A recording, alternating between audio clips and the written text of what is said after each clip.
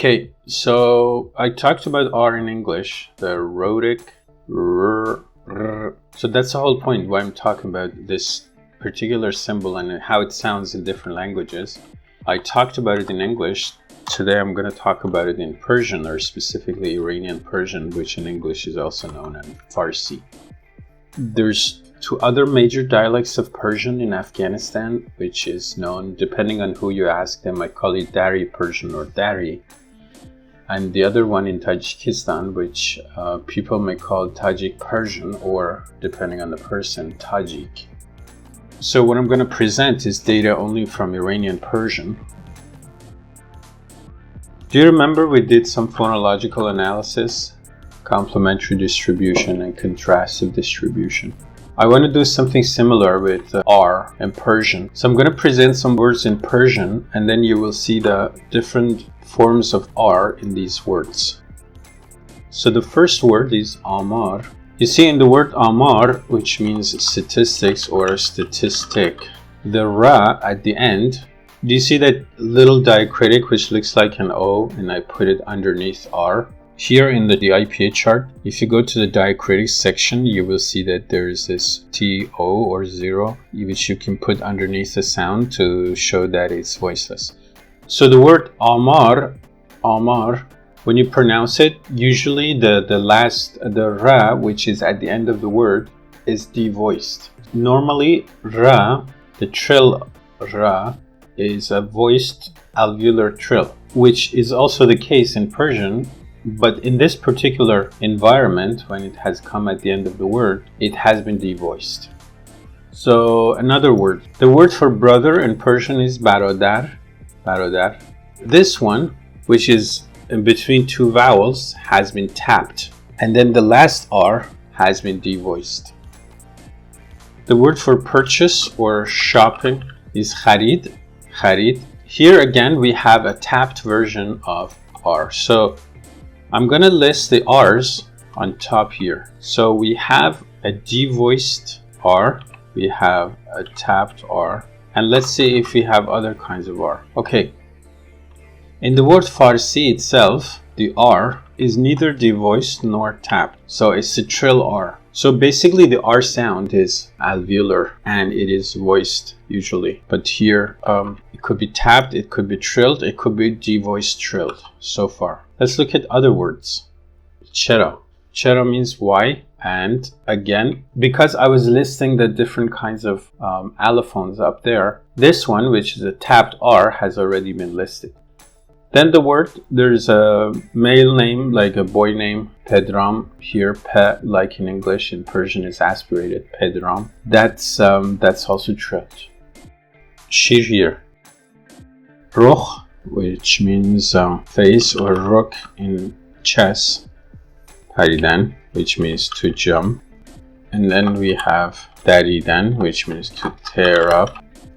Kar, which means work or job. Devoiced, behtar, means better. Now what we have to do is, I have to list the environments. On the top, let's put the R. So depending on which one it is, I'm gonna list it under in any of the three columns. So in the word Amar, we have the voiceless version, we have the A, and then we have word boundary. Number 2, in Barodar, we have two instances of Ra. We have a tap and we also have a devoiced R. In Kharid, we have the tap version, which is A and then E. Number 3 is like number 2 because it is a tap. Number 4, we have here the trill itself. So it has a consonant on one side and vowel on the other. It's important to know that the A in Persian, as you can see in the chart, you see it's a back vowel. It's a low back vowel, but it's a rounded low back vowel. So that's why the symbol for it is slightly different. That's why if you're learning Persian as a foreigner, a lot of times when Persian speakers say ah, you might hear O, and that's because it's rounded. But it's not O, it's ah. Okay, so this is the environment for Farsi itself. Then we have for Chera, it is here, the tab version. Shirir, it's here. Rokh, پریدن کار now بهتر. So now the question is, these three variants, these three allophones, whether they belong to the same phoneme, because we're dealing with three sounds, they could come from two phonemes, they could come from one phoneme, or they could come from three separate phonemes, right? So what we have to do to see which one is the case is to see if they are in complementary distribution to each other or contrastive distribution. They would be in contrastive distribution to each other if they appear in the same environment. And they would be in complementary distribution to each other if they appear in totally different environments. So let's see which one is the case. So in these pieces of data, we have enough variation to figure out what's going on.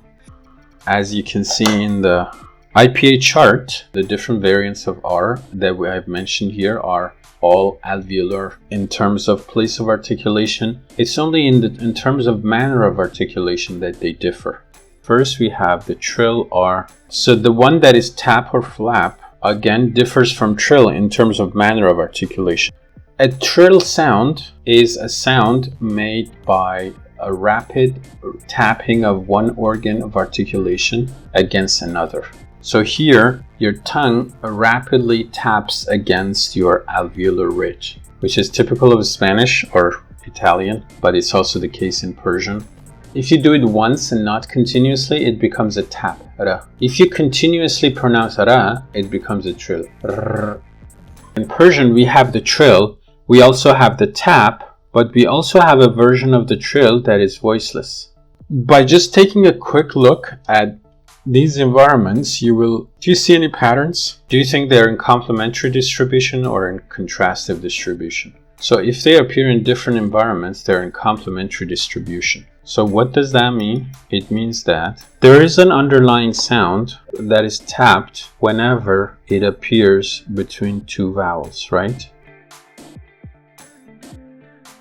And then whenever it appears word finally, it becomes G-voiced, voiceless. And then it stays the same elsewhere. Elsewhere is the majority case, it's going to form the underlying. And we found out that these three different allophones belong to the same underlying phoneme because they're in complementary distribution to each other. If you want to know about tap and trill, so some phoneticians make a distinction between tap and flap on the ground that tap is when you move your tongue to the position, you just do the tapping, and then the articulator, which makes the contact, is returning to a position of rest. So basically, it's just one single time the active articulator hitting your alveolar ridge in this case. So the main difference between tap and trill is that a trill is continuous tapping. It means pronounce your R like in Spanish. That's rolling your R. Is a sound made by a rapid tapping of one organ of articulation against another. And you need to know that in the IPA chart, being a trill is not just for R. So you have a bilabial trill. That's a trill B. So how do you trill your B? You know when you get cold, you just do. In this video, what I did was I listed three different allophones of Ra in Persian. I provided examples of Ra in Persian, and then I started analyzing those environments to find out whether they appear in similar environments or in complementary environments. We figured out that they appear in complementary environments, therefore they are in complementary distribution to each other. Therefore, they are three different allophones of the same phoneme.